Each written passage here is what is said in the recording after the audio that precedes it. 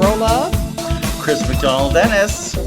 And we are doing our very second episode of Between Apartheid and John Hughes 2. We're on number 2, Chris. How you doing? I am doing well. I'm doing well. It is almost October, which is my favorite month of the year. I thought it was September. September. Well, so I like school. I know. So the audience should know that we like to tease each other because I'm a polar bear. Yes. So fall is my favorite season, followed by winter. And my sis over here loves the summer and loves it very, very warm. And I like it cold. But no, I love October because Halloween is my favorite holiday. Okay, now walk me through this. Why do you love Halloween? Well, I loved trick-or-treating as a kid. Okay. And because, which we probably will talk about, movies from when we were kids, but my favorite, probably in my top 3 movies, is the original Halloween. Okay. And why is because it's not gory, but literally for 45 minutes, nothing really happens. And it's just with that music, I love that movie so much. I can't wait for Halloween Kills to come out on October 15th.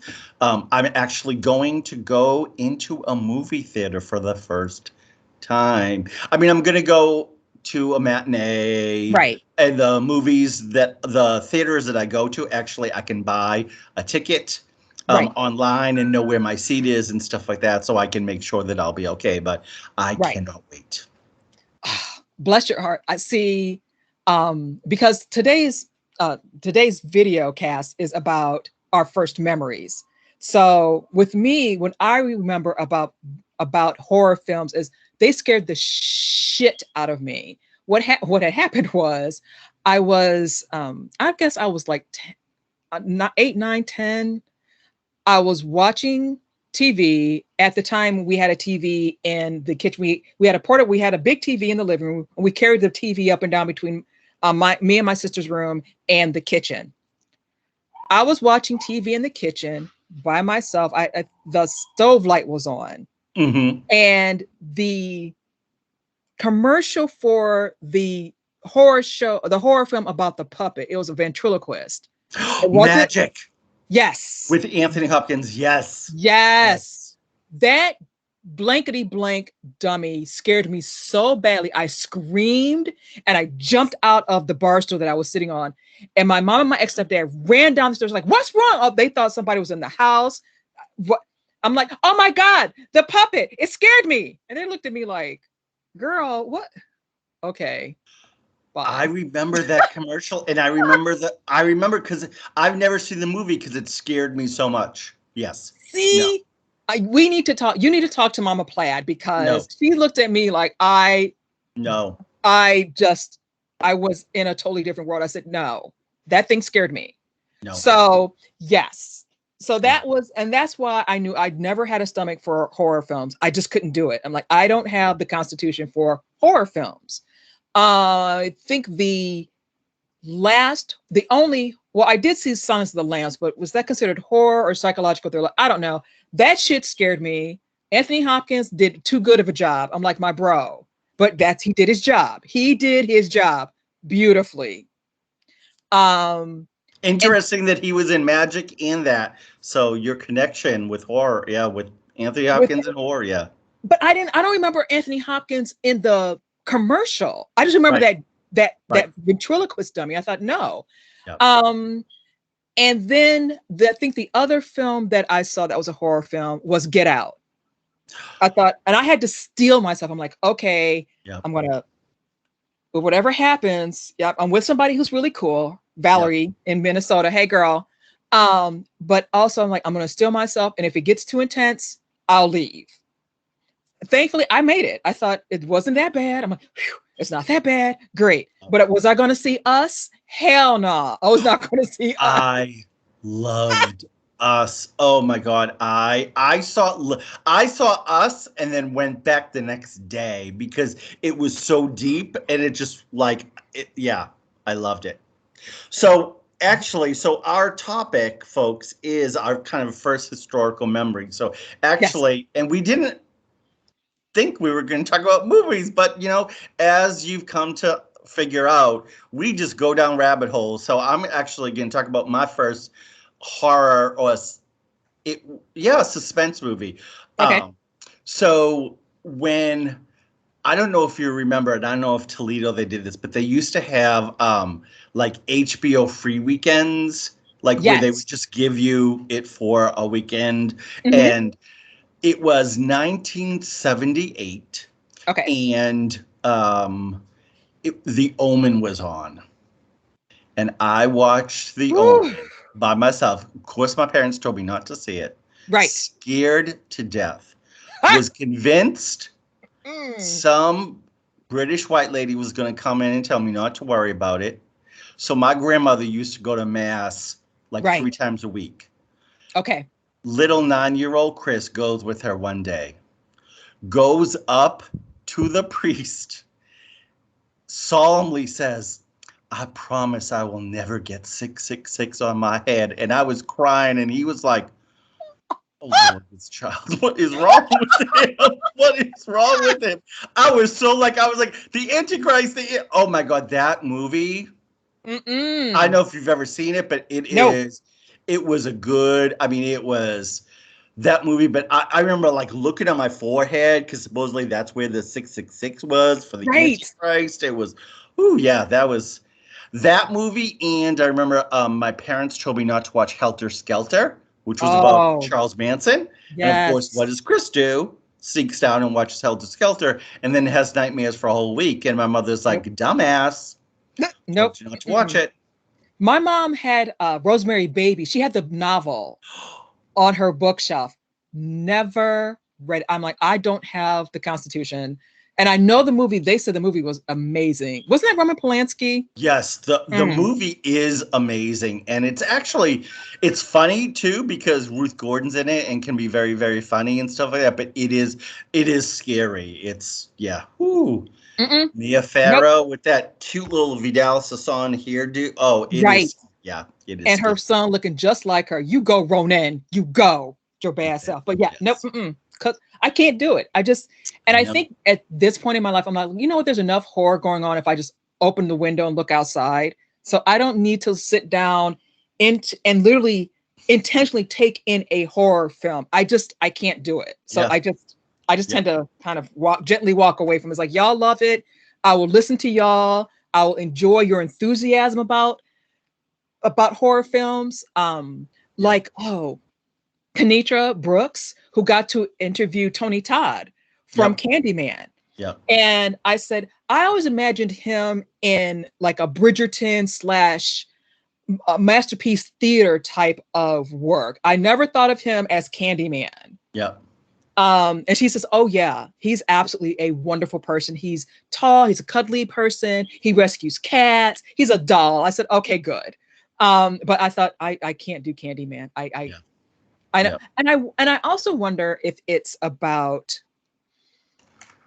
and folks tease Black folks incessantly about this, but it's the idea of messing with spirits and messing with the horror of that. It's just like we look, if we hear something in the house, we're all getting out. We're not going into the basement trying to be curious, and we don't be somebody. No, Oh, that is no, to me one of the greatest things to do is to actually watch horror with Black people.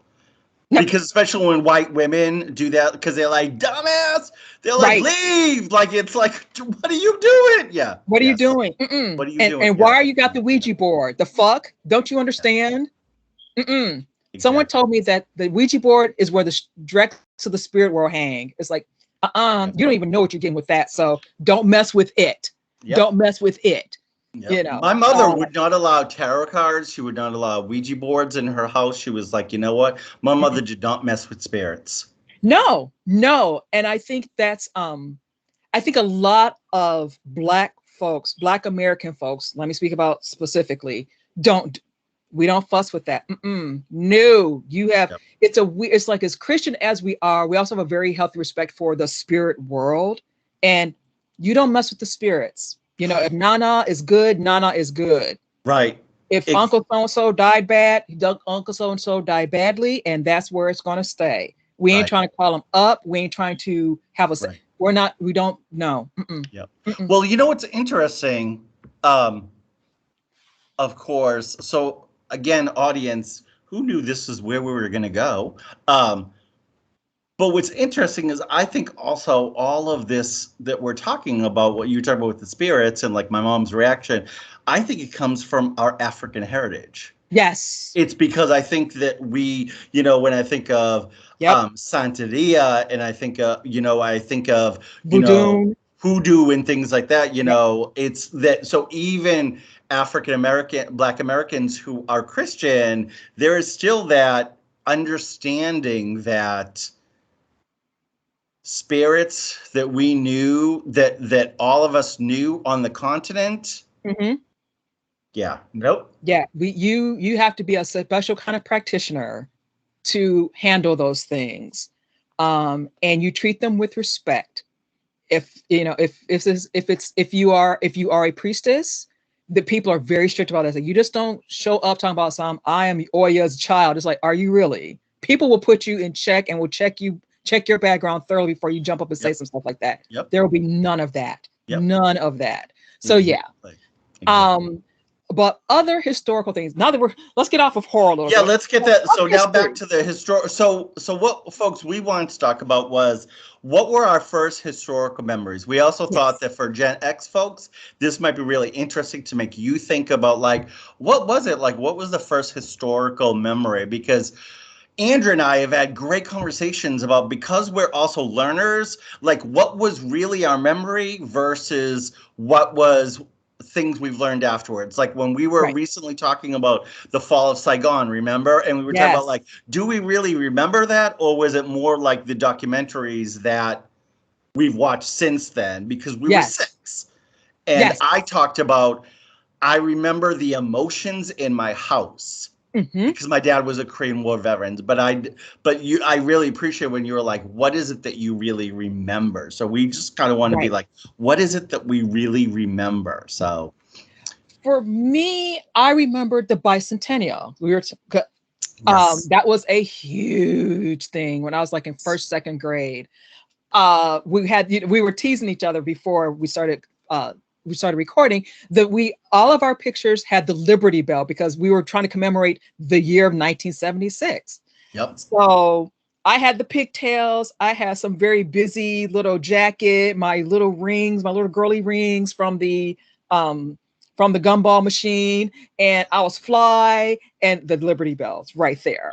So that's what I remember. I remember there was a big, big, big deal. yes, But I also, if I'm not mistaken, this is when Carter was elected. yep, yes, So I grew up always knowing about Carter but also loving Carter and what he represented. He was the peanut farmer. yep, And come to find out later, he was a nuclear physicist, yep. which I did. And actually, he averted I think it was an accidental firing of a nuclear missile. The way I understood, it, it Ooh. was, what is that one guy? Paul Harvey. I was listening Mm-hmm. to this one day. Paul Harvey is an interesting story unto himself. But anyway, he was telling a story about this young man who was a nuclear physicist, and everybody was scared to go down into the silo to take care of this issue. And he said, "I'll do it." So he goes down, he somehow deactivates it, he comes back up, and Paul Harvey said, and that was Jimmy Carter. The Wow, man was a nuclear physicist as well wow, as a peanut farmer. wow. Yes, yes. And so again, so what we remember, because we remember Jimmy Carter as the genteel peanut farmer. Yep, He wasn't like Bill Clinton, who tried to fake like he liked a lot of black folks because he played a saxophone. He was more along the lines of, I know black folks. I had black folks on my farm. I grew up with black folks, but I grew up with black folks in a particular way, yes, yep, in a certain context. I knew who I was as a white man. I understood what they were, especially in the context of yep, Southern society. I myself was never one to be personally nasty to black folks.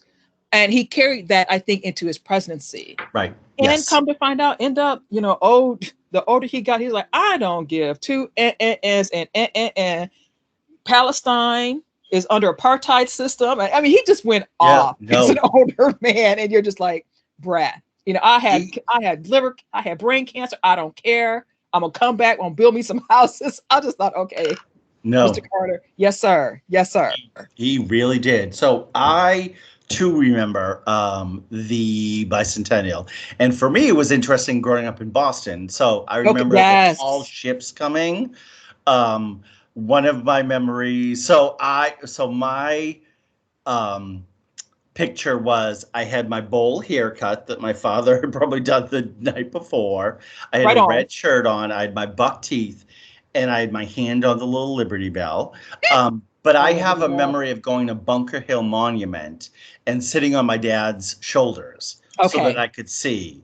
And I remember them. Um, they had like they were shooting rifles, and I thought it was too loud. So because it was too loud. it was too So loud. I remember that. I also remember in my class, it was second grade when the election happened, and I remember that we Yes, had a little election in our class to say Gerald Ford versus Jimmy Carter, and Jimmy Carter won. I remember that. yes. Um, but the memory, and we have talked about this a lot. So my first like big historical memory Hmm. that has impacted my whole life, like I have just become fascinated with it, Right. was, and I'm going to use language. I just want to tell people I'm going to use language that how I understood it at the time. I'll explain it that I understand a little bit differently. But the mass suicide at Jonestown. Like Ah, I remember I was yes. 9, we were 9. Yep. It was like November of 1978. And I just remember being like 900 people are dead. And I just remember like I remember just like how it was just I just remember how I also think that there was something around my consciousness around 9 years old. I was kind of becoming aware that I was maybe that I had my own thoughts and things like that. But it was kind Right. of like, oh, and I just remember, and I have become fascinated since, like, understanding that it wasn't just a suicide, it was a murder suicide, that actually there was a lot more Yes. murder than um, suicide, that people were being forced to drink, Yep. that there were survivors. I never knew Yes. that. How black Jonestown Yes. was, and how um, the San Francisco city elites loved them at first because they were doing great social justice work in Right. San Francisco. But at the time, there still were people who were complaining, like there were like children of these older black women who were like, you know what, like my mother is like, giving her social security away, and like I'm a Yep. little uh nervous about that, like what's going on and things like that. But it was falling on deaf ears, Yes. um because people Yes. were like, oh well, everything's great, everything's wonderful. But yeah, that was the one for me, honestly, Andrea, that has, and it has impacted my whole life. Like literally, if something is on Jonestown, like I literally will stop everything and be like, even though I don't know that there's much more that I can learn about it, but Right. it fascinated me so much at the time. I remember Jonestown. Um, for me, it didn't, I found it interesting. I found it sad, but I didn't want to like follow it down all of the and find out all this information. But I thought about Jonestown. We talked about this, the idea of, I think where Jonestown kind of came into my world and my consciousness is the conversation around Black people and cults, and the Yes. idea that Black people don't join cults.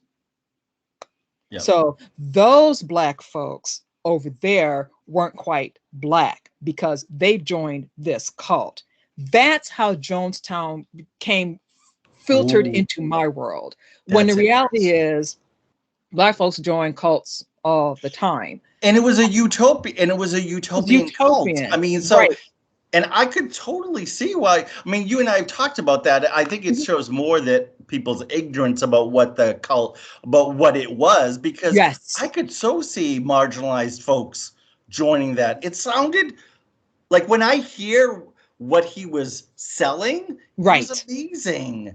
Right. And who wouldn't have wanted to believe that? Especially as we were coming out of the civil rights movement. Right. And you're Right. talking about a multicultural, utopian message.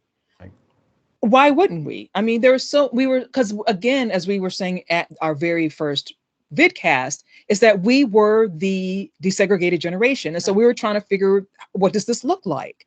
Yeah. And some people turn to religion. I'll give you another. They'll probably die if I call them a cult, but the Nichiren Buddhists, Nam-myoho Renge Kyo, very multicultural Yeah. organization, all kinds of Black folks, Herbie Hancock, Tina Turner, Yep. some of their most famous acolytes. And people would call that a cult, but they done some interesting things over the years. And of course, people would be attracted to it. Right. Same Yeah. idea, same idea. So, Yeah. but God, what was my first memory? Ah, gosh, was it, I was it when, I'm trying to think, what are mine? I remember, yes, I remembered arguing about abortion, but that's kind of a political, and that's not much a historical memory. I would think that if I had to mark history, my earliest one, and I'm not sure it's because, and I think because I saw the repeat footage around it, but I remember the landing. I remember the moon landing, and I remember seeing the videos of the moon landing and the Earth. And I thought, oh wow, this is a cool thing. Not that I remember the like actually being there, because I was literally born when it went down, Yeah. but I remember seeing um that footage, and I was fascinated by it. And I just thought, what a lovely universe, and what a lovely Earth that we live Yep. on. Yep. The big blue marble. Yep. That's Yes. what I thought of it. Yep. Um, and I think after that, another big historical moment for me um, was Reagan being elected. Yep. That, I would say, was a big political moment when I came into a consciousness, when I realized what was the basics of voting and what that all meant. It would Yep. have been him. Do It you would have been. remember, sis, do you remember the Iran hostage? Oh, because you know why I remember it? Because it was the reason why Carter didn't get reelected. Right. But I don't know if your school, but for me, I just remember because those yellow ribbons we had to make. Did you have to make those yellow ribbons too? Yes, the Yeah. yellow See, ribbons. see, that's another thing, is I think that what you and I do is we kind of remind, and we're like, oh, I do remember that. I Because do for remember me, that. I remember we were in sixth grade, and I just remember our teachers being like, we had to do the yellow. And again, we didn't understand the political Yep. underpinnings of that, that the US had put the Shah of Iran in, Nope. and We sure then didn't. and that the women and the people of color, they actually let go. They only kept the white men. See, no, I don't think anybody knew that. They just No, thought everybody no, I was, didn't know that. I didn't find that out till years later. well, it's Because kind of like, because they were talking about who was really in power. right. Well, it's like Argo, Ben Affleck's Yep. revisionist history around that. I think the way they presented it was all these white people, not just white women and white men. It was like not just the white men, but it's like everybody. All these white people were caught. And come to find out, it was Canada. Canada was involved. And it's like it wasn't necessarily us extracting them. It was a Canadian venture. And I thought, Can but I still again, go on. can I tell you something? I still think that Reagan was part of making sure they stayed. I do too. I still believe that with all my heart. It's just like Yep. you can never tell me that James Earl Ray worked alone killing Dr. King. Like, I don't care what people say. Yep. I'm a little bit more agnostic about Lee Harvey Oswald. Like, I'm a little Right. bit more agnostic about that. Right. I think RFK Sirhan, that's a little bit strange, although he is supposed to be on probation, on parole soon. They're gonna, but like for me, you cannot tell me that Reagan was not involved with making sure that Jimmy Carter could not be could not get success with getting the Yes. hostages out. No, I don't. And maybe that's our generation's conspiracy theory.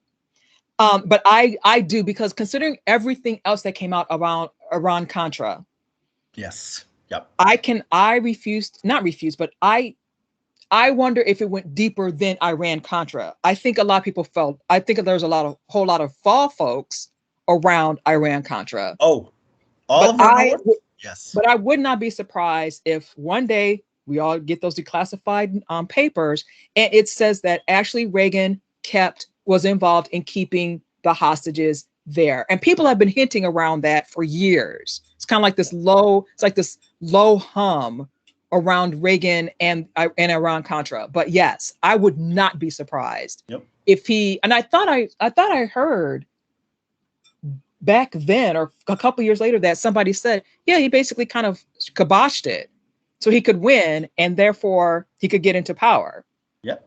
I'm not surprised. But yeah, Reagan was a beginning and an end all at once. Oh, when he started his campaign in Philadelphia, Mississippi. With Schwerner, Goodman, that was the other person we were missing because we were like, Yep. who's the other one? Who's the other one? Yep. Goodman. Yep.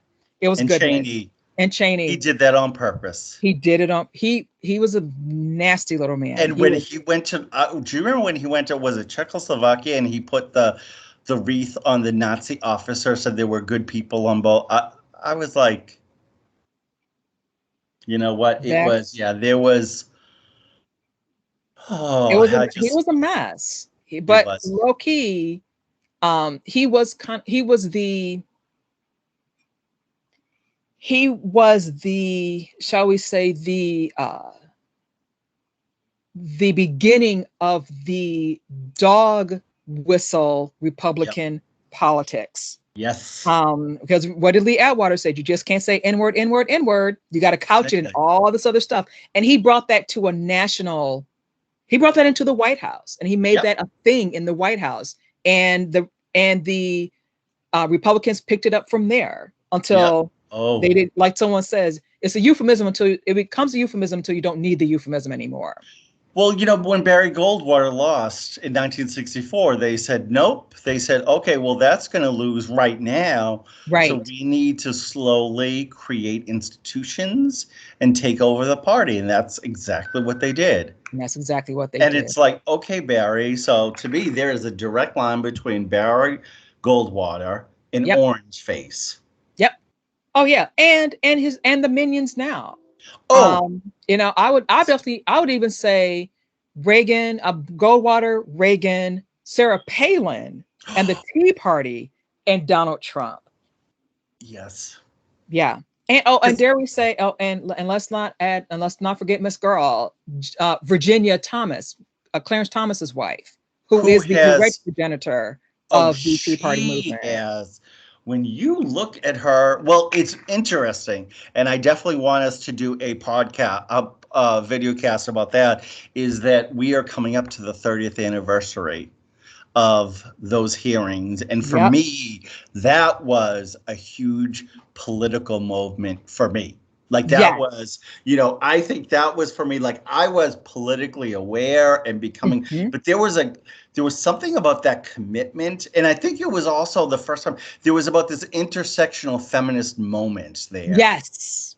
That it was like that the right used that they divided race from gender and was like, haha, we're going to use it. And that's when lots of us were like, oh no, we can't, we have to do better. We have to do better. And this is what we're going to do. We're going to talk about this Black woman who had to deal with this black man. And how many of us sisters were out there like, me too? Yep, I had to deal exactly. with this man in one way or another. If it was at church, it was at my job, wherever, on the street. We know this. And this is not down home flirting or what down home corner, whatever the heck he was trying to say. So yeah. So we're definitely going to do a podcast Yeah, about that. yeah. Um, so let's do one more. Let's do a funny one of what Okay. our first fun, because on request of Jeanette Passamore, hey girl, we're gonna do this one for you. All right. So what was your funniest one? Oh, so one of my funniest early memories.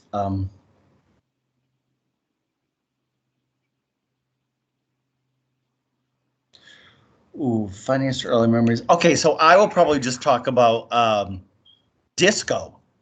Just Yes. disco. Just so I will never forget an early memory of learning to Le Freak by Yes. Chic with my aunt who was in her 20s, so she was like my cool aunt, Yes. and us doing like, if you remember, like freak out, like being Yeah. like, oh, I was so into disco. Now we will analyze disco, but no, disco was, yes, that Yes. was a funny one. Yes, was a fun one. Yes.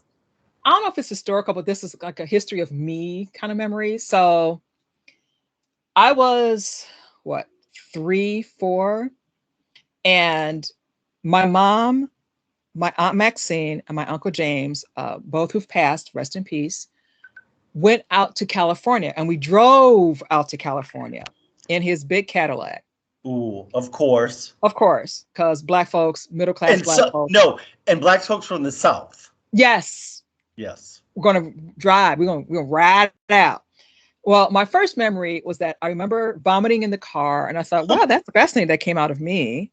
Okay, so that was one memory. But the second one, which is more me, not because I'm into gross vomit, but this one is really me. So, according to my aunt Maxine, my mom, my uncle Mac, who's the one that lived out in California, that's what we went to see, and also my maternal grandfather, who was also named Mac.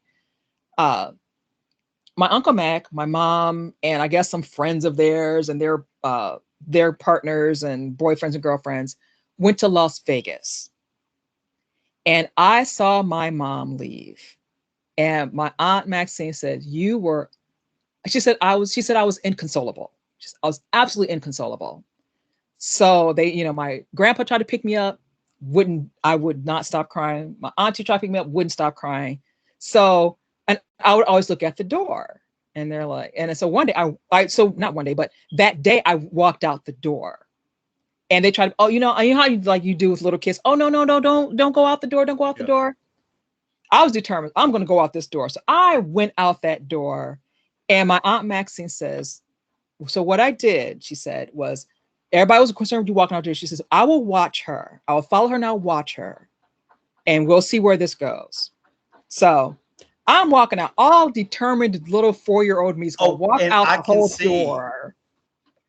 And I'm walking down the street, and my aunt Maxine is right behind me. And not right behind, but she was behind me enough. I didn't know because I was determined. She says, she says, I wanted to watch you to see where you're going to go. So I watched you go, and you're walking down the street, and you turned a corner, and you went down the street, and you walked around some more. And then when you gave up and you were done, you're like, okay, I can't find my mom. She says, you turned around Janine, which is my middle name. She found me, and you let me pick you up, and you let me take you home. And you were fine. And so that's my humorous story about I love me. it. Yes. Yeah. And I So could just picture you being like, I guess I'll let you go. Like I could see you doing that now. I guess hmm, I'll let you. right. I guess because Okay. See, that's the thing, folks. Andrew Platt has not changed leave me alone, Chris. in 40 plus years. Well, because No. that's the thing. I don't think that our temperaments change. Like, I think we are who we are. Yes. We We are are who we are. our temperaments are forged, but after a while, they can become settled and become like habit and yeah, personality. But yeah, I was that little determined 4-year-old who's gonna walk out the door and be like, God damn it, I'm gonna find my mama. That What? is so funny. That is So so funny. so yeah, so those are our memories. Yes, those are our So historic memories. So we would love to see like what were yours? Like what were the first historic memories that you're like, oh, and again, you might be like us, like, do we really remember it? Or is it just like, oh, I've watched so many documentaries about it, so I think that I remember that because there are a right, lot of ones that we had to talk a lot about to be like, I don't know that I remember that. I like right, the fall of Saigon. For me, again, it was I remember the emotions, but I right, don't think that I remember exactly right. it. But there were, but we would love to hear that from people because the one of Yes. the things is we want is Gen X to be able to talk about what our experience was because What our no one experience? seems to want to listen to us, but we want to listen to each other. Right. So everybody put those comments down below and always give us a thumbs up if you love our work and subscribe if you have not already. And definitely if and besides telling us what your memories were, give us a comment. Let us know how we're doing. Is there something else you want like for us to talk about? That's suggestions, please. I would Suggestions. love. So I think that would be wonderful. Yep. So with all of that said, my name is Andrea, and this is my bro love. I'm Chris. Thank you for And we joining will us. talk. Yep. And we will talk to you next time, which will be in a couple of weeks, if I'm not Yes, mistaken. All couple of right. weeks. Yes. All right. So in a couple of weeks, we will talk to you. And everybody, have a great one in the meantime. Take care, everybody. Bye bye. Bye.